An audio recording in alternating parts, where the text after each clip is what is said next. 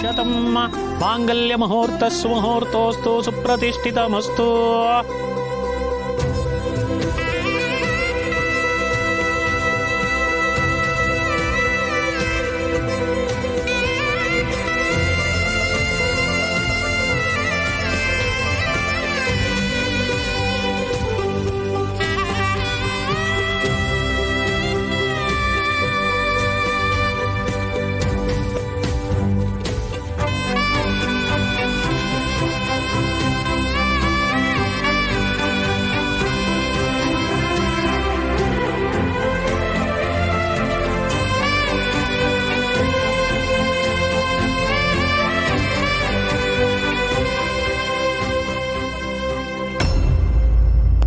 ತಾತ, ತಪ್ಪು ಮಾಡ್ಬಿಟ್ರಿ ನೀವು.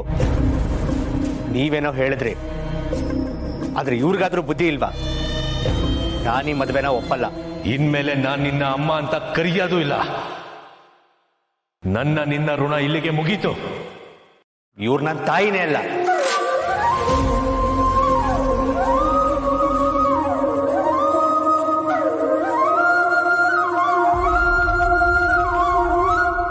ಸ್ವಲ್ಪ ಅತ್ಯಾಗ ಮಾಡ್ತಿದ್ದಾನೆ.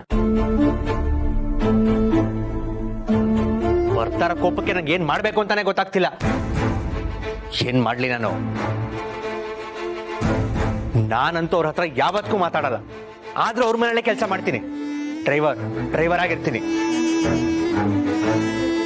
ಲೇ ದನ್ಪಿಂಡ, ಅವಳ ಹತ್ರ ಮಾತಾಡಲ್ಲ ಅಂತೀಯ, ಮತ್ತೆ ಅವಳನ್ನ ಬಿಟ್ಟಿರಕ್ಕಾಗ್ದೆ ನೆಪ ಮಾಡ್ಕೊಂಡು ಅಲ್ಲೇ ಡ್ರೈವರ್ ಆಗೋಕ್ ಕೆಲಸ ಮಾಡ್ತೀಯಾ?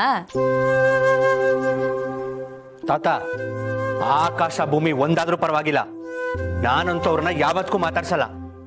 ಆ ಮನೆಯಲ್ಲಿ ಮಕ್ಳುಗಳಿದಾರಲ್ಲ, ಅವರೇ ನನ್ನ ಶತ್ರುಗಳು. ಅಲ್ಲಿ ಆ ಅಭಿ ಅಂತ ಇದನ್ನ ನೋಡು, ಅವನು ಹಾವಾದ್ರೆ ನಾನು ಮುಂಗುಸಿ ಕಚ್ಚಿ ತಿಂದಾಕ್ಬಿಡ್ತೀನಿ. ಈ ತರ ನಾನು ಮಾಡೋದಿಲ್ಲ, ಬರೀ ಓವರ್ ಆಕ್ಟಿಂಗ್ ಮಾಡ್ತಾ ಇದ್ದಾನೆ ಅವನು.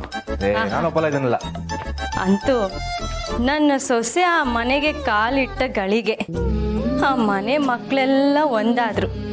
ಆ ಮನೆ ಮಕ್ಕಳಿಗೆ ತಾಯಿ ಪ್ರೀತಿ ಸಿಕ್ತು, ಈ ಮನೆ ಮಕ್ಕಳಿಗೆ ತಂದೆ ಪ್ರೀತಿ ಸಿಕ್ತು. ನನ್ನ ನಿರ್ಧಾರ ಸರಿಯಾಗಿದೆ, ಸಾರ್ಥಕ ಅನ್ನಿಸ್ತಿದೆ. ಈಗ ಆ ಮನೆ ನಂದಗೋಕುಲ ಆಯ್ತು.